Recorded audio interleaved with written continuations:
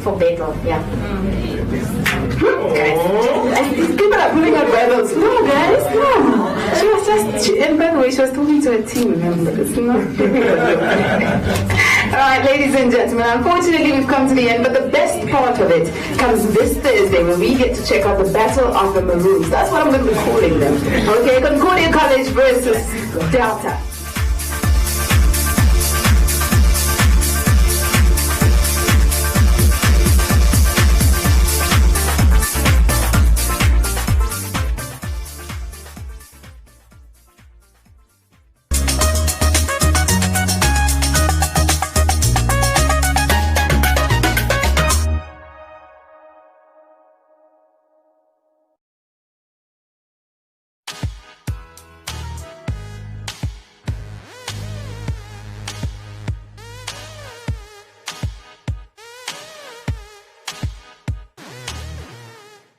Maybe democracy is not for us. I mean, those who are in positions of leadership seem unable to grasp what democracy is all about. And whether or not they're familiar with the Constitution they so proudly flaunt when seeking donor funding is also yet to be determined. They are threatening us with the security forces once more. Recently, the former chief of the Namibian Defence Force, Martin Shali, scared the black out of most Namibians when he at a rally said that those who defect from the SWAPO party and opposition leaders should be not shot, but slaughtered.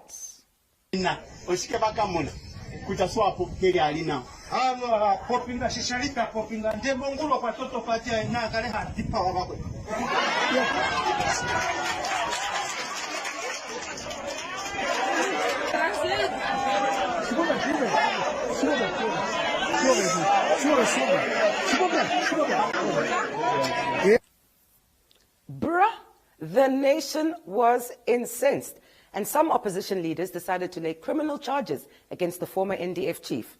Shali has since apologized to the nation, meeting a deadline set for him by the AR movement. Even the Electoral Commission of Namibia was mum on the issue until they were pressured by various groups to do something about this. I spoke to investigative journalist John Grobler about this trend of threatening citizens with violence.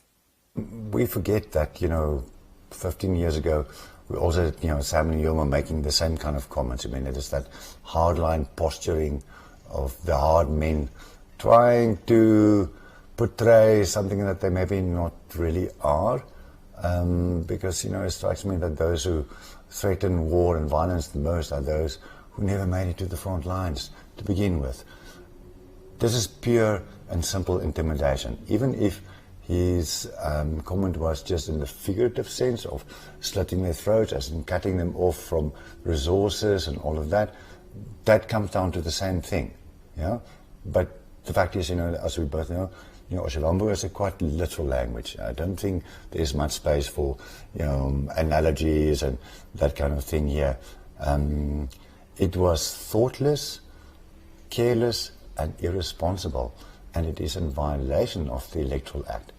There is a very clear code of conduct, or the code of conduct is very clear, and SWAPO signed that, and if you are campaigning on behalf of SWAPO, you have to stick to that. So they have to publicly censure him or be seen as condoning that.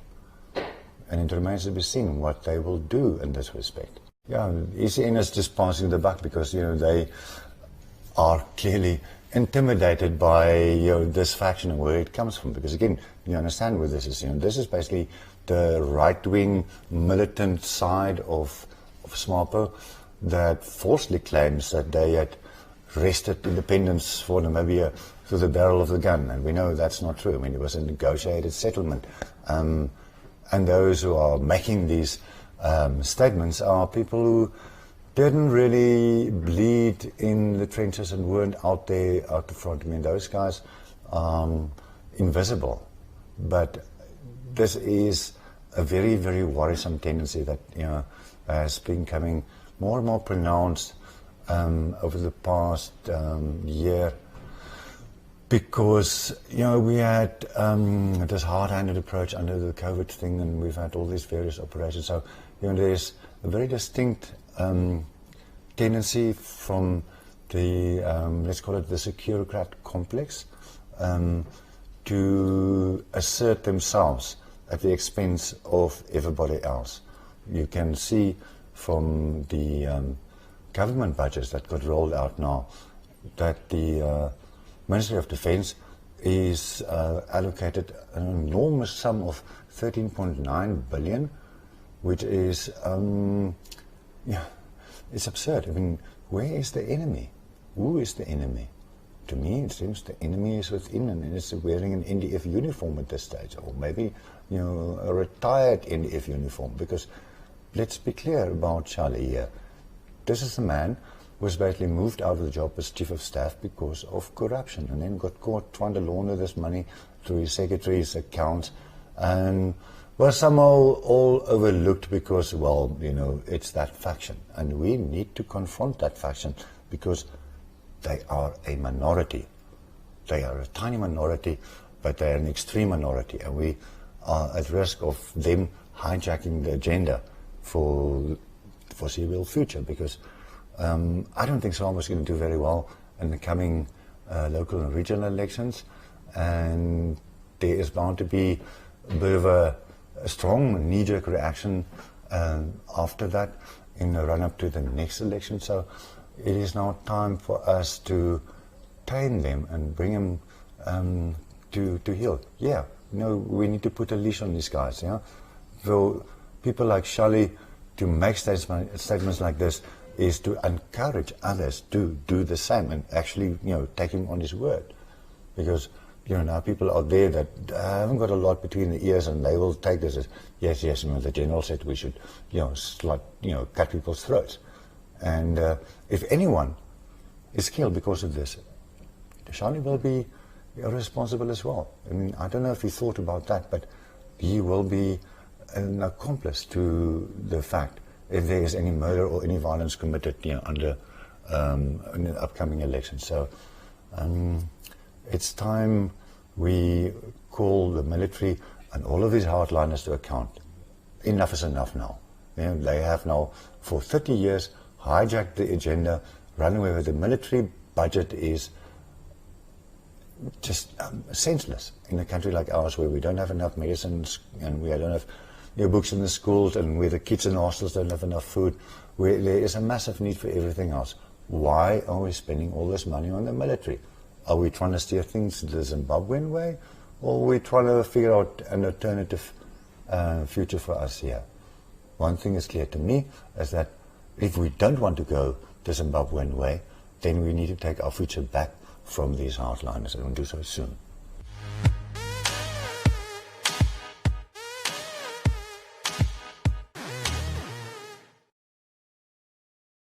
For as little as 20 Namibian dollars per month, you can get a funeral cover from Sanlam with claims that get paid out within 7 hours. To get a quote or for more information, simply SMS your name, town, and contact number to 555 for a callback. No obligations.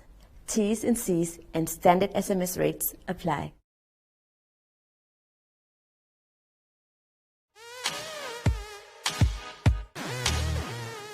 And now they want to frack up the Okavango Delta. Fridays for Future Namibia has been lobbying government to fulfill its mandate to preserve Namibia's fauna and flora. The group recently learned that a Canadian company has been given the rights to explore gas and oil in Namibia's own Garden of Eden, the Okavango Delta, which connects us to Botswana.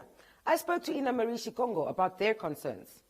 So on the 16th of September, we found out in the papers that a Canadian company called Recon Africa has plans of doing oil explorations in the Okavango Basin. And obviously nobody goes in an area to explore without having the intention of extracting the oil. And because it is onshore, it will be fracking. The government is saying that there's not going to be fracking, that it's only drilling, but it is fracking. These guys, Recon Africa, they got the godfather of fracking, the man who invented fracking, on that team.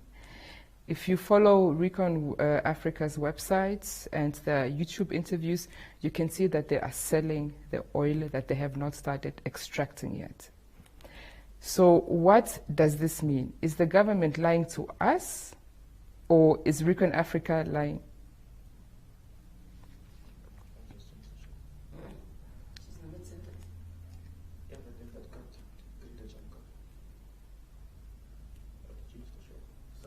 Is government lying to us? So is the government lying to us, or is Recon Africa lying to the government?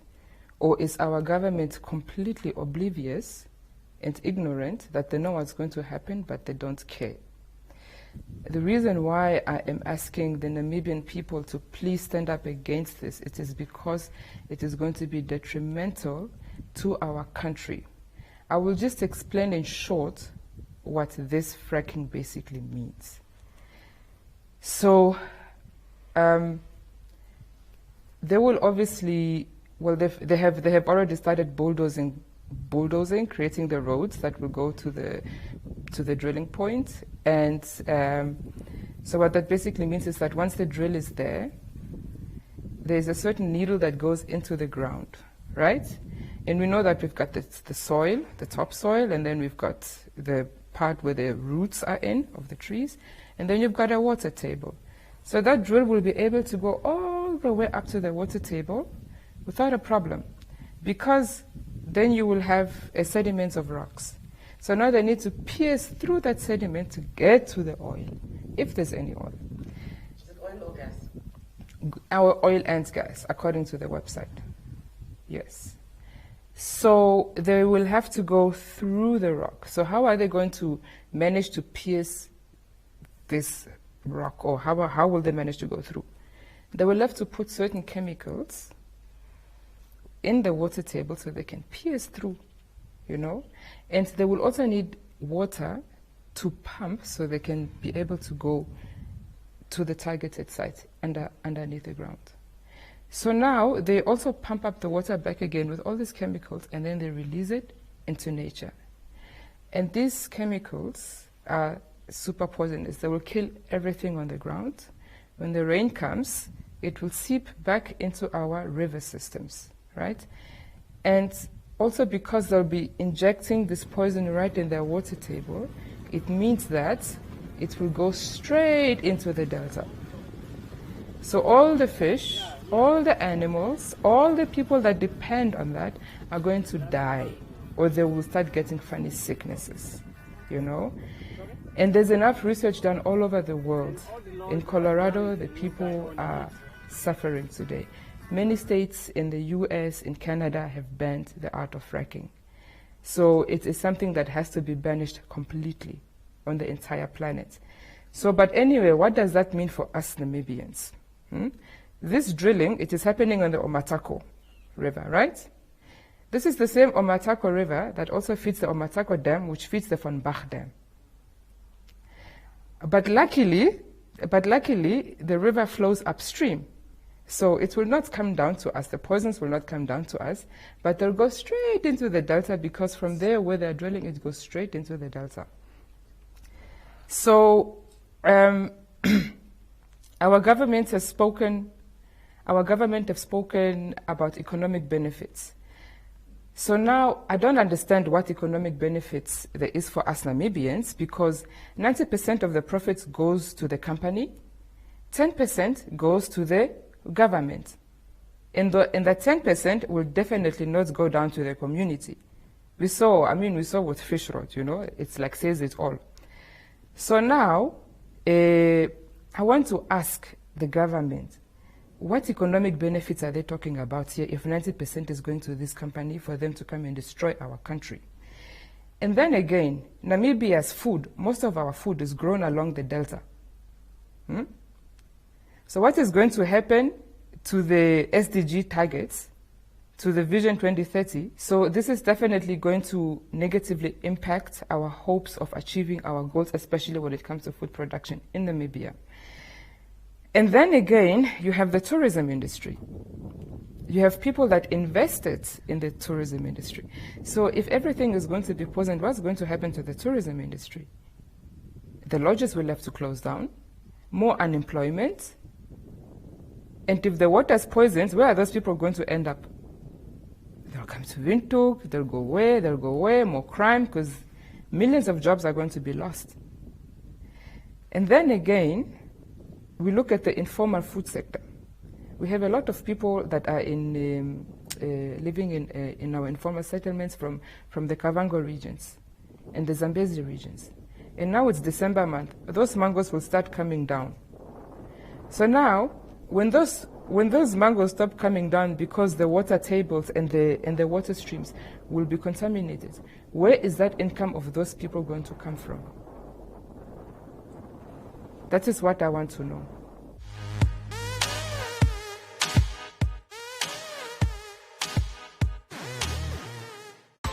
Hey, little buddies. Zumu's here for you. Your adorable friends are here to play. That's awesome. Get spellbound. Then come with me. Prepare for awesome fun.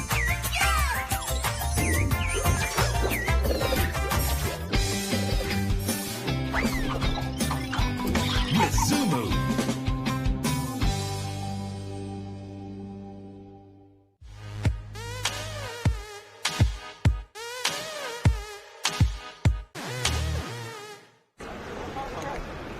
Namibia's media fraternity recently held a silent protest in solidarity with journalists who lost their lives doing their jobs. The march called for an end to impunity for crimes against journalists. Check this out. There is always more to their story. In the midst of their duty to recite reality, they bring to the surface that which is unseen.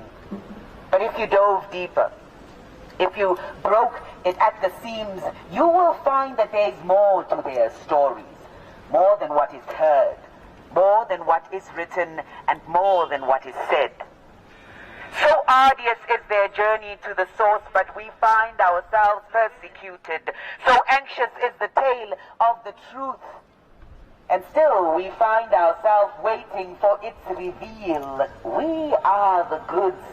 We are the greater goods fools, violated for feeding the people food for thought, and yet here they are, intimidated, forgetting those out of the box because of food for thought, thoughts that are left to stand shoulder to shoulder and targeted and broken down by military-style shots. You will find there is more to their story, more than what is heard, more than what is written, more than what is said. We say to journalists all over the world who are facing persecution for doing their jobs that they are not alone. We stand with them. Our reality in Namibia may be quite different. We have not witnessed the killing of journalists, arbitrary arrests, kidnappings, but we cannot turn a blind eye. When colleagues elsewhere are killed, languish in jails, and live in fear of persecution simply for doing their jobs. This particular day, November 2nd, was proclaimed by the United Nations as the International Day to end impunity for crimes against journalists. Today is a day of reflection. It is an opportunity to focus our attention on journalists who are being persecuted, forcibly disappeared or killed, and giving priority to the number and numerous unsolved crimes against journalists. What we have to reflect on is that the pervasive nature of impunity is not something that emerges suddenly. The culture of impunity intensifies over a lengthy period of time when people in positions of power and authority continue unchecked for crimes committed against journalists.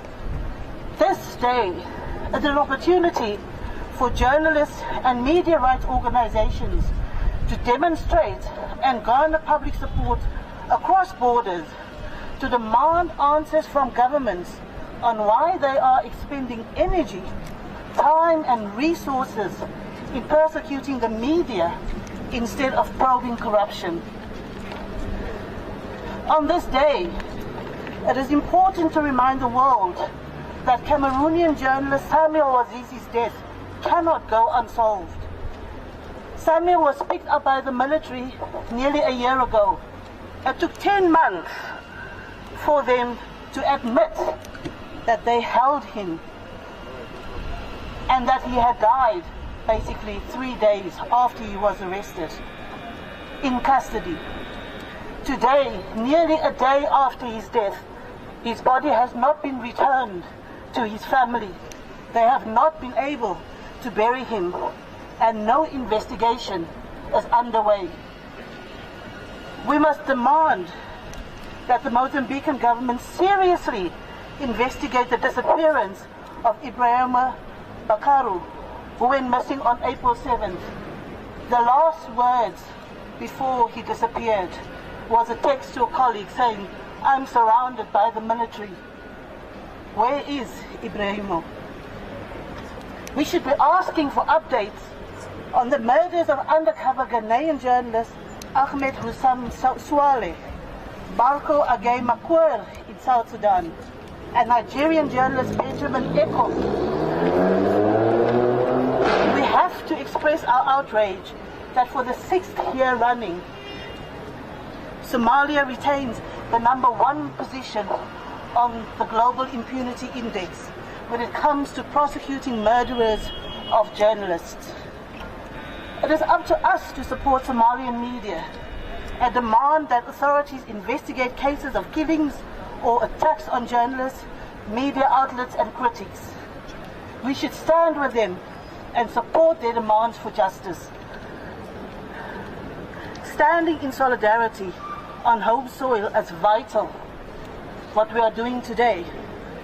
But why is it necessary to collectively come together on issues far removed from our realities? For journalists operating in difficult environments, acts of solidarity from colleagues are a lifeline. Standing in solidarity is one of the most powerful countermeasures to an excess of power. Collective continental voices remind brazen governments that state-sanctioned misdeeds will not go unnoticed. It becomes even more powerful, a tool as it reverberates across borders and continents. So, again, today we say to all our Namibian colleagues, to all our colleagues across the world, continue to speak truth to power. Be bold in your effort to uncover wrongdoing. When they come for you, remember you are not alone. We stand with you. May we have a moment of silence before we disperse. Minister of International Relations and Deputy Prime Minister Netumbo Nandi-Ndaitwah was judged by the nation following this clip, which she claims was edited. You decide. If you have graduates in the street, which they are degrees, our education system is working. And with that, it's a wrap. Stay woke with It's a Wrap by following us on our social media pages. It's a Wrap NAM on Insta, It's a Wrap Namibia on YouTube, and It's a Wrap with Erica Gebhardt on Facebook.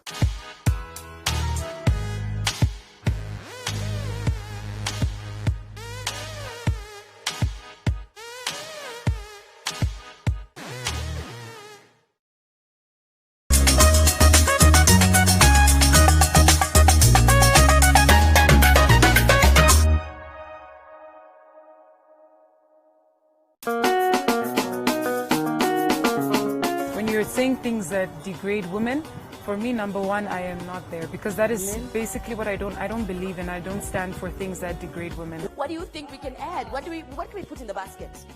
First of all, let's put Blossom back in the basket. Look at the person like, man, let's do a song. Let's do something. Just let's like collaborate. Let's collaborate. The Africans were claiming us. Yes, exactly. To the rest of the world, they belong to us. Namibia, bye-bye, Namibia. I'll help you carry on.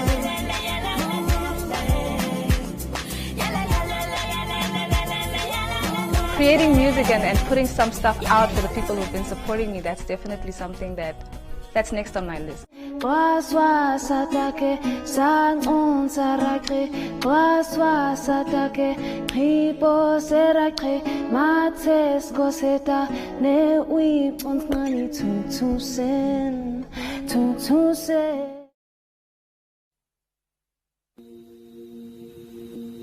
You unravel me with a melody.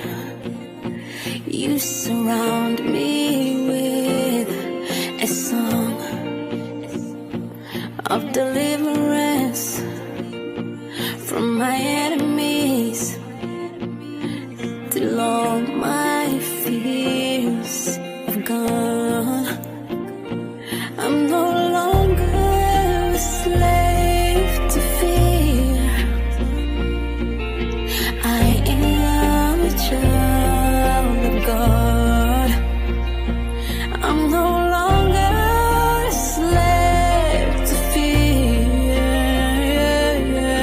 I am a child of God.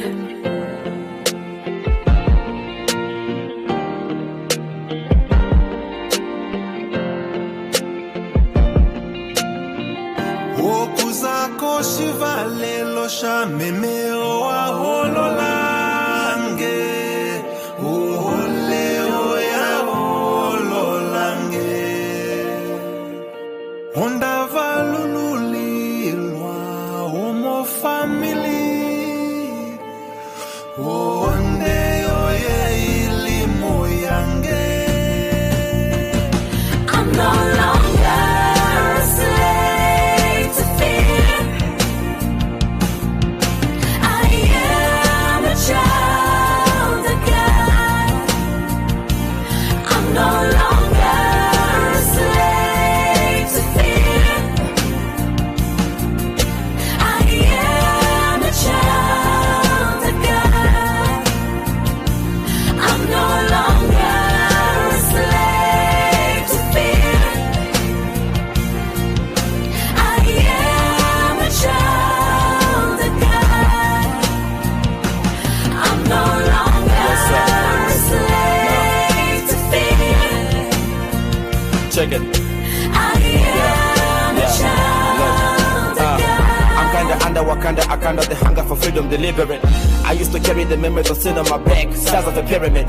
I guess the message is clear, to live is for Christ, is how I deliver it. I am no longer a slave to sin, I'm free, look at the documents. I got an acre in Jesus, my hero, look at the monuments. I am a part of the family tree, yeah, one of the occupants. He paid the price of sin in full, covered emoluments. Sometimes a fairy tale, very well, but I know him very well. He is simple to get, but deep, like 100 buried wells. He's got a name known to man, his name is Emmanuel. I am no longer a slave to fear. I got the manual. Look, I am no longer a slave to sin. Why? He's got the manual. We've been liberated from a bondage. We're the sons and the daughters. Let us sing our freedom. Oh, oh,